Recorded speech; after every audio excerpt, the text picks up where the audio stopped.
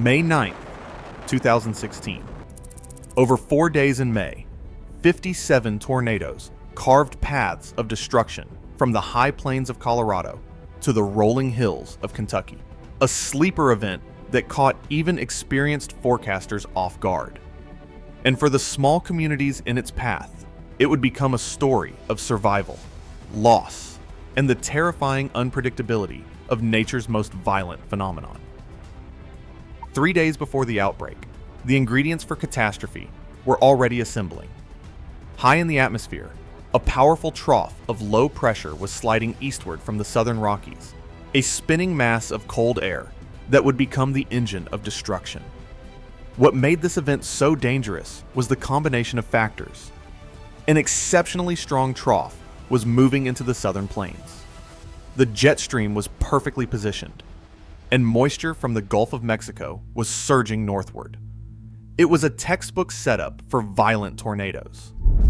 By May 7th, the atmosphere over the high plains had become what meteorologists call a loaded gun sounding, unstable air masses stacked like gunpowder, waiting for a spark. The weather balloon launched from Norman, Oklahoma, revealed the danger. Convective available potential energy, the fuel for thunderstorms, had climbed to extreme levels. Wind shear, the change in wind speed and direction with altitude, had reached values that turn ordinary thunderstorms into rotating monsters. But here is what made May 9th different. Most forecasters were focused on May 8th, the day before. Computer models suggested that would be the main event. May 9th was supposed to be the cool down. They were wrong. On the morning of May 9th, a dry line, the boundary between moist Gulf air and dry desert air, began to sharpen across western Oklahoma. Where the warm front met that advancing dry line, the atmosphere found its ignition point. The location was a rural stretch of Garvin County, just south of a small farming community called Katy, population 147. A place where everyone knows everyone, where life moves at the pace of the seasons, where, at 3:06 p.m. on May 9th, 2016, the first violent tornado of the year would touch down. But the outbreak began 4 days earlier, on May 7th, 2016, near Wiggins, Colorado. Justin and his family had driven out to Empire Reservoir for a weekend of camping. His daughter was playing nearby. The forecast mentioned a chance of thunderstorms, but that is Colorado in spring. You learn to live with it. They were right on the edge of the lake. They had the camper parked, and kids were running around. Perfect afternoon. You could see some clouds building to the west, but nothing that seemed dangerous. At 2:55 p.m. Mountain Time, a large multiple vortex tornado dropped from a supercell thunderstorm 5 miles west of Wiggins. It was heading directly for the campground. It lasted about 10 minutes, by my estimate. It was pretty scary. My daughter was crying. The camper was moving, and it felt like it was going to get picked up and thrown into the lake. The tornado tore through the campground at 115 miles per hour, tossing recreational vehicles like toys. One family's camper was flipped completely onto its roof with them inside. It is crazy to think that the family in that camper, when it got flipped, did not suffer more serious injuries. 2 people were hurt, but everyone walked away. Later that evening, 60 miles east, a tornado would drop from the sky that storm chasers would call the most beautiful of the decade. The ingredients for tornadoes were kind of marginal, so when we saw the storm developing, it was definitely a surprise how big and powerful this tornado ended up being. When we came out on that road and it was sitting in front of us, it was probably the most amazing tornado we have seen. The entire funnel was visible from ground to cloud. When I panned up the camera and we looked at the top of the tornado and could see the entire funnel, it was probably one of the most beautiful tornadoes I have ever seen. Majestic, awe-inspiring. Extreme meteorologist Reed Timmer captured footage that would be viewed over 43 million times. A perfect stovepipe tornado, glowing in the evening light. For storm chasers, it was the chase of a lifetime. It was a very unique chase, and definitely ranks as one of my top chases of all time. For the 5 people injured in Ray that night, for the families whose homes were destroyed, it was something else entirely. The Ray tornado carved an 8-mile path, reaching winds of 130 miles per hour. It was rated EF2. In 2 days, Oklahoma would see something far worse. Monday, May 9th, 2016. The small communities along Interstate 35 in south-central Oklahoma were waking to a normal spring morning. In the town of Katy, population 147, 76-year-old Chester Barnes, known to everyone as Uncle Mike, was at his modular home near the Interstate 35 service road. He had lost his wife recently. His nephew Jared had visited just 3 weeks earlier. I asked him, "You miss her, don't you, Uncle Mike?" She was a good woman to him. He said, "I miss her." Then he just said, "I am just ready." That's all he would say. I am ready. 30 miles to the east, in rural Johnston County, 78-year-old Jackie Brooks was alone at his home on Dead Man Springs Road. His hearing was failing. He lived a quiet life in the country.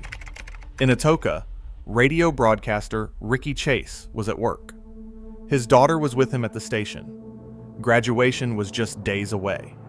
They were tracking storm reports for listeners, unaware that in a few hours they would be broadcasting live as a tornado destroyed the building around them.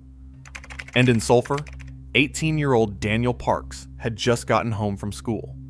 The teenager, who has autism, was at the family's modest home with his cousin. His mother Angela was elsewhere. None of them knew that by 4 p.m. their lives would change forever. At 1:30 p.m., the dry line was already sharpening across western Oklahoma. The National Weather Service in Norman was watching closely. Their forecast discussion that morning noted very strong wind shear associated with a strong trough of low pressure and instability climbing to dangerous levels east of the dry line. The dry line ended up west of where we expected. That shifted the entire threat zone further west, right over Garvin and Murray counties. Sometimes 10 or 15 miles makes all the difference between a close call and a catastrophe. By 2 p.m., the first storms were firing, and they were organizing fast. The storm went from a shower on radar to a mature supercell, producing a tornado in just about an hour. What's remarkable about May 9th is how quickly it escalated. This was supposed to be a secondary day, overshadowed by the storms of May 8th. Instead, it would produce 4 tornadoes rated EF3 or higher in Oklahoma alone, the most since May 24th, 2011. It had taken 128 days for the nation to experience its first violent tornado. At 3:06 p.m. Central Time, 1¼ miles south of Katy, Oklahoma, the first violent tornado of 2016 touched down. The Katy tornado was what storm chasers call highly photogenic, a perfect stovepipe formation, visible for miles against high cloud bases. But that beauty masked extreme violence. This was a classic violent tornado. The damage indicators were unmistakable. Trees completely debarked, vehicles thrown and mangled beyond recognition, well-built homes swept off their foundations. The tornado carved a 9-mile path, reaching 165 miles per hour. But mobile Doppler radar from the Center for Severe Weather Research captured something even more frightening. Wind speeds approaching 218 miles per hour, potentially EF5 intensity, measured just 55 feet above the ground. The only reason it was not rated EF5 was that there was not enough left standing to prove it. At 3:24 p.m., the tornado crossed the Interstate 35 service road near Katy. In its path was the modular home of Chester Barnes. I barely made it to the cellar. I started praying, and I could just hear it. It sounded just like a train. When I came out, I think I went into shock. I just started crying and could not believe what I saw. Lisa's home was destroyed. but she was alive. Her neighbor Chester Barnes was not. First responders from the Garvin County Sheriff's Office found Chester's body outside the remains of his modular home. The 76-year-old, who had recently lost his wife, who had told his nephew he was ready, became the first fatality of the outbreak. He was a good man, a real good man. But the killing wasn't finished. The same supercell that produced the Katy tornado was cycling, regenerating new tornadoes as it tracked east-northeast. At 4:34 in the afternoon, a second monster dropped from the clouds. If the Katy tornado was photogenic, the Sulphur tornado was nightmarish. A 1.5 mile wide wedge of destruction, shrouded in debris, ground across Murray County at 135 to 165 miles per hour. Former National Weather Service meteorologist Gabe Garfield, now a storm chaser, photographed the tornado from a safe distance and later described it as quite scary to watch. The Doppler on wheels radar recorded the same terrifying measurement, 218 miles per hour. The tornado may have reached EF5 intensity, but again, there was not enough damage evidence to prove it. There was 17 miles of destruction. Homes swept from their foundations. Vehicles thrown 280 yards into fields. Metal power poles bent to the ground. Trees debarked down to raw wood. In the tornado's direct path, a modest home where 18-year-old Daniel Parks and his cousin had just arrived from school. When the sirens wailed and the sky turned black, Daniel Parks knew what to do. He grabbed his cousin and ran for the interior bathroom. They later said they basically held on to the toilet. Dan is matter of fact. He later said he heard the wind, he heard the glass, and he said he knew God was going to keep him safe. The tornado struck at approximately 150 miles per hour. The modest home where 6 of Angela's 11 children lived was obliterated. Walls collapsed. The roof vanished. Furniture was sucked into the vortex and scattered for hundreds of yards. But the bathroom, with its sturdy plumbing anchored to the foundation, held. The bathroom was the only room left standing. When rescuers found them, Daniel was still holding on to that toilet. 2 teenage boys, 1 interior room. A split-second decision that meant the difference between life and death.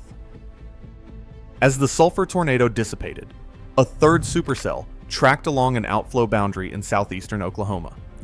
At 5:24 p.m., near the town of Bennington, it produced the widest tornado in Texoma history. The Boswell tornado stretched nearly 2 miles wide, a churning wall of debris and multiple vortices that obliterated everything in its path. Power line towers, massive steel structures designed to withstand extreme conditions, were toppled like dominoes. Mobile homes vanished.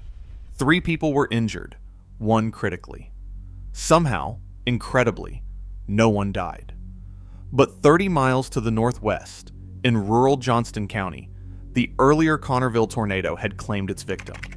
Jackie Brooks, the 78-year-old man who lived alone on Dead Man Springs Road, was found 150 feet from where his house once stood. He most likely did not even hear it. He does not have good hearing. He probably just thought the weather was bad. In Atoka, Oklahoma, radio broadcaster Ricky Chase made a fateful decision. When he heard about the tornado in Connerville, 35 miles away, he gathered his daughter and raced back to the radio station. He told his daughter they had to go back to the station because the tornado appeared to be coming their way, and they went out to broadcast live. When they arrived, storm chasers were setting up outside. That was when he knew. He went on Facebook Live and told people this was a very massive tornado, and that he would not stay at the station much longer because it appeared to be coming toward them. It was the last broadcast he would make from that building. And then the tornado hit. When it did, it blew the whole front of the building off. It blew the tops of the building off. They were under the desk. His daughter looked at him and said, "Dad, at least if I die, we are going to die together." They survived, without a scratch, but they had to crawl over rubble to escape what was left of the brick building. He called their boss and told him the building was gone, and that they had to do something. The deadliest place to be during a tornado is in a vehicle. Jeff Fredrickson learned that firsthand. They were driving home from Minnesota, towing a 1971 Thunderbird. Traffic on Interstate 35 stopped. Then he saw it. Debris was flying, hitting his truck. He told his wife to go to her ditch, and he would go to his. As he said that, the 18-wheeler in front of them started hopping across the pavement. He was literally running behind the semi to get to the ditch as it bounced up. Fredrickson dove into a roadside ditch as the tornado passed directly over him. He would emerge with 13 broken ribs, 6 of them near his heart and lungs, a deep gash requiring 10 staples, and his thumb split to the bone. The movies pretty much nailed it. What you see in Twister, things spinning up, cars getting sucked into the sky, that is real. Seeing a car literally get sucked up was the craziest thing he had seen in his life. What is remarkable is what did not happen. His ribs shattered, but did not puncture his lungs or heart. His wife, who could not reach the ditch in time, walked away with only minor injuries. When the doctor told him what had happened to his ribs, his first question was, "Do you believe in God?" And the doctor said, "I am starting to." When dawn broke on May 10th, the full scope of the destruction became clear. In Oklahoma alone, 12 tornadoes had touched down, 4 rated EF3 or higher. 2 men were dead. Dozens were injured, and small communities across the state were facing the long road to recovery. National Weather Service damage survey teams fanned out across central and southeastern Oklahoma. Within 24 hours, the Katy tornado would be upgraded from EF3 to EF4, the first violent tornado anywhere in the United States in 2016. It had taken 128 days for the nation to experience its first violent tornado. For the families of Chester Barnes and Jackie Brooks, that statistic meant nothing. For lifelong Sulphur resident Bryce Chitwood, walking through his hometown the morning after felt like attending a funeral. He said it was like going through a public funeral, like paying respect to his city.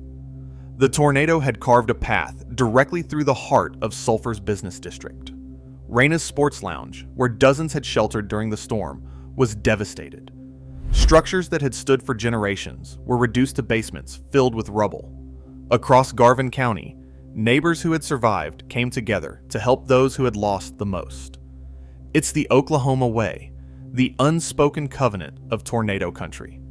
When the storm passes, you rebuild together. I'm just going to pick up and go. Just thank God.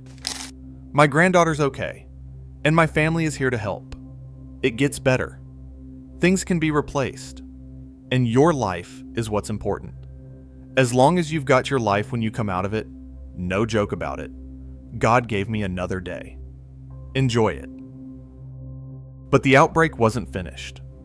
On May 10th, as Oklahomans began to assess the damage, the same weather system tracked east toward the Ohio Valley. At 2:47 p.m., an EF3 tornado touched down in Graves County, Kentucky. Its target was the city of Mayfield. Unlike the rain-wrapped tornadoes that catch victims off guard, the Mayfield tornado was clearly visible, a column of debris moving through the north side of town in the middle of the afternoon. A large flea market on Highway 121 was destroyed. An auto dealership on US Highway 45 sustained heavy damage. A 2-story home lost most of its second floor, but the resident survived by sheltering in an interior room on the lowest level. 10 people were injured. All survived. But the property damage would exceed $3 million. By the time the final tornado touched down that evening, in EF2 near Hartford, Kentucky, the 4-day outbreak had produced 57 confirmed tornadoes across 10 states. 2 lives were lost. Nearly 20 people were injured. Hundreds of structures were damaged or destroyed. And one terrifying reminder remained. In tornado country, The most dangerous days are sometimes the ones no one sees coming. 1 year after the outbreak, parts of Sulphur still seemed frozen in time. Downtown buildings that had defined the community for generations remained as rubble-filled shells, their basements exposed to weather and memory. When I walk through downtown Sulphur now, I still feel the loss of what was. At Raina's Sports Lounge, where survivors had sheltered during the tornado, the tile flooring remained exposed, a silent monument to the terror of that afternoon. The Oklahoma Department of Emergency Management hosted a recovery expo at Crossway Church, helping residents navigate the long road back. The timing coincided with something positive. The state had finally approved a safe room rebate program, helping families build tornado shelters of their own. It did just happen to be the timing that we were approved to move forward with that safe room rebate program. The city of Sulphur and Murray County felt the anniversary weekend would be a great opportunity. The city of Sulphur held a hope and healing event on the anniversary, a chance for neighbors to gather, to remember, to look forward. We still do not have a community shelter here. It is mind-blowing to me that we cannot get funding for that. The community's old shelter had been condemned days after the tornado. For months, Sulphur had no dedicated storm shelter at all. A reminder that recovery from a tornado is measured not in days or weeks, but in years. For Angela Parks, the memory of May 9th will never fade. Her son Daniel, the 18-year-old who survived by holding onto a toilet, still speaks of that day with the same matter-of-fact clarity.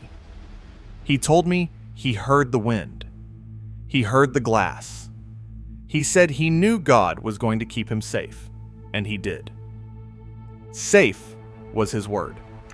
Jeff Fredrickson recovered from 13 broken ribs.